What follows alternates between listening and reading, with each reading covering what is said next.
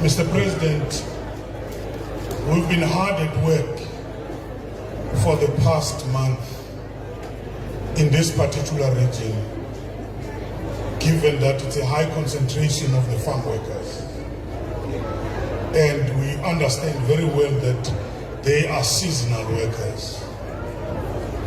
And we've been dealing with the bulk applications in terms of the UIF. And I can say we've managed to pay more than 6,000 workers. And these are seasonal workers who have been assisted on the UIF. But because of load shedding, we're forced to have the stops and go.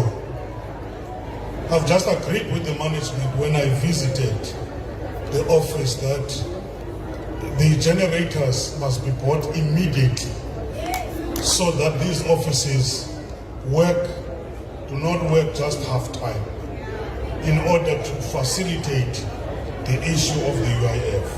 Praise the Lord. And this is part of what we're doing because we're talking about preparing for the Workers' Month, or which was the Workers' Month in May. We've been in this area in Pottersville, in Ceres, in Paarl.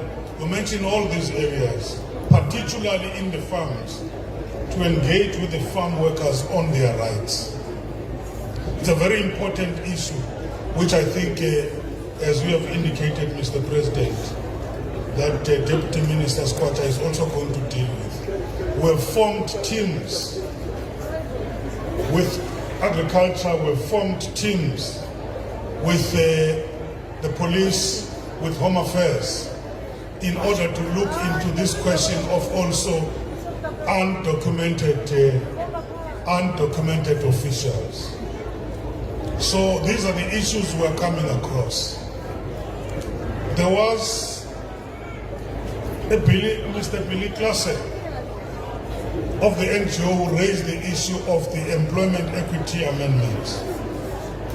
Mr. President, I must say we are perturbed by the issue, the way it has been raised. It has been misinterpreted maliciously. And the employment, or what we call the proposed sector targets, have been racialized and are reminding us of the divide and rule.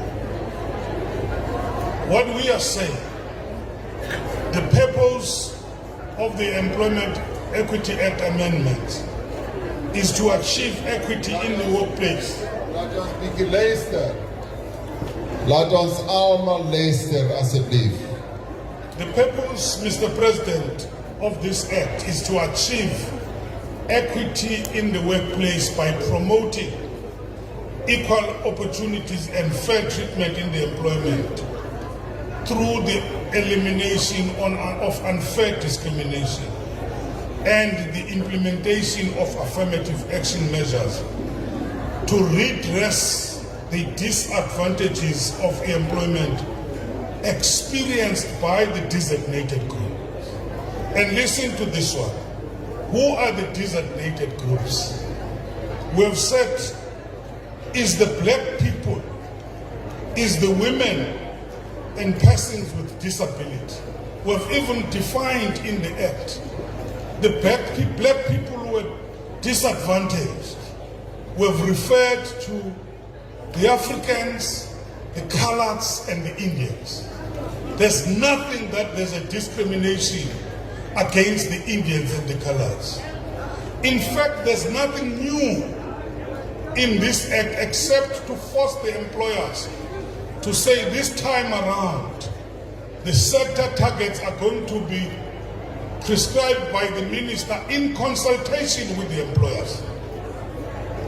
Because for the past years we have said to the employers, they must do it voluntarily, and they've refused to do that. Now we are saying we're going to prescribe. There's no discrimination whatsoever against any group which was disadvantaged in the past. And this is done for sustainable development. There's nothing which has changed in the old act except to introduce the issue of the targets. Mr. President, one of the issues which has been raised by Mr. Tolani Tegiso, is the issue of the oppression, and also there was an issue around the foreign nationals. We're very hard on the issue of the inspections, to look at the employers who prefer to employ undocumented foreign nationals. But the problem is here.